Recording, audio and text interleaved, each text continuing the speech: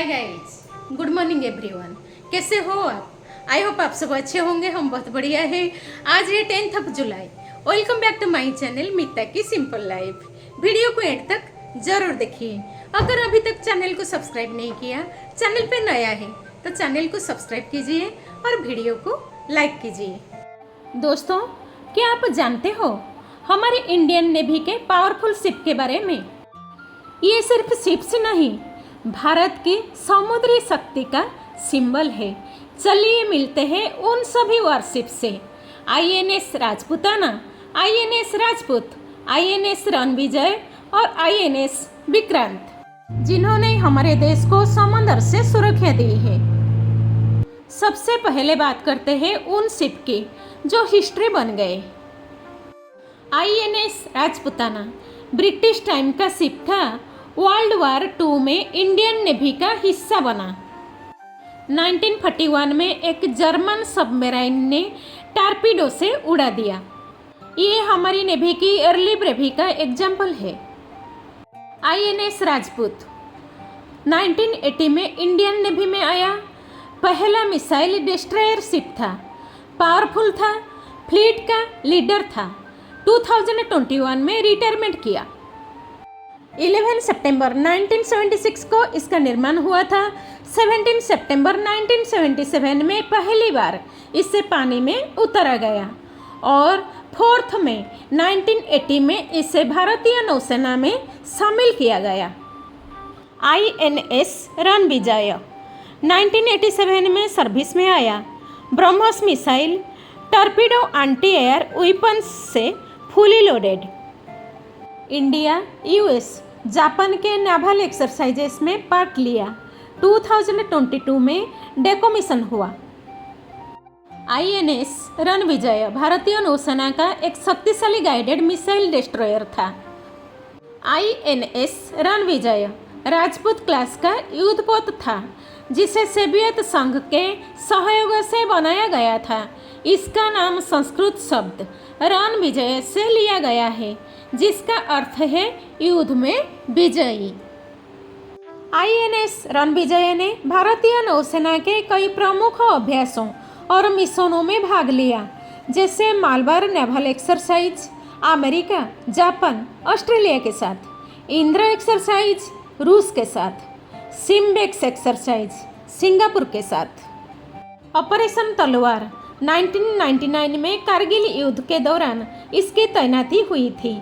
यह कई मानवीय सहायता और आपदा राहत मिशनों में भी शामिल रहा। ये है आईएनएस विक्रांत। समंदर की लहरों पर जब भारत की ताकत चलती है तो दुश्मन दूर से ही कांप जाते हैं।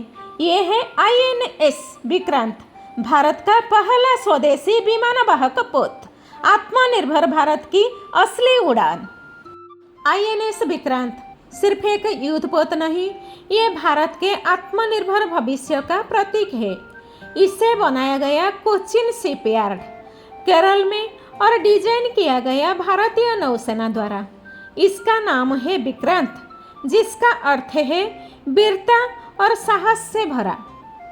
आईएनएस विक्रमादित्य रशिया से लिया गया एयरक्राफ्ट कैरियर, 2013 से इंडियन नेवी में एक्टिव MiG-29 फाइटर जेट्स को कैरी करता है।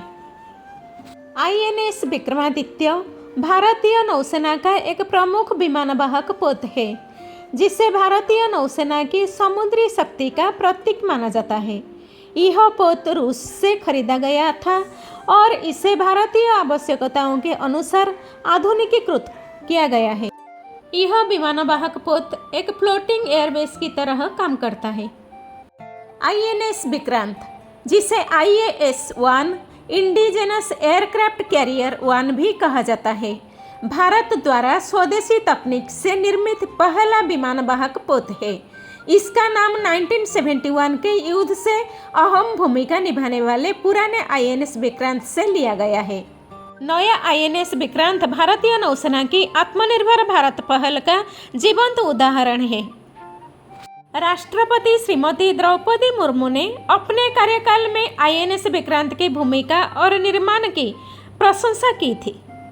दोस्तों, अब जानते हैं राष्ट्रपति श्रीमती द्रौपदी मुर्मू ने इसे नारी शक्ति, राष्ट्र शक्ति और टेक्नोलॉजी में आत्मनिर्भरता का प्रतीक बताया।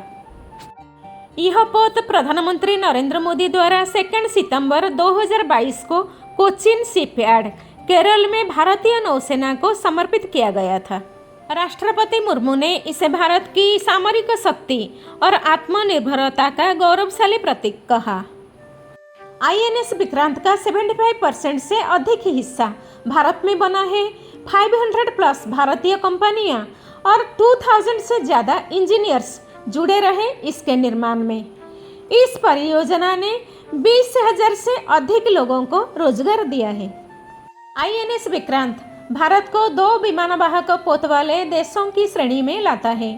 भारतीय महासागर क्षेत्र में यह भारत की स्ट्रेटेजिक पावर प्रोजेक्शन को मजबूत करता है। चीन और पाकिस्तान की चुनौतियों के मुकाबले भारत की समुद्री क्षमता को और ताकत देता है। तो दोस्तों, ये थे हमारे देश के समुद्री वीर, जो कभी समुद्र के किनारे नहीं बल्कि उनके बीचे बीच देश की रक्षा करते हैं। INS राजपूताना से लेके नए INS विक्रांत तक ये शिप्स सिर्फ लोहा नहीं, भारत की शौर्य गाथा है। अगर आपको वीडियो पसंद आए हो तो लाइक ज़रूर करें और शेयर करें अपने दोस्तों के साथ, और चैनल को सब्सक्राइब करना ना भूलें। मिलते हैं अगले ब्लॉग में, तब तक के लिए जय हिंद, वंदे मातरम।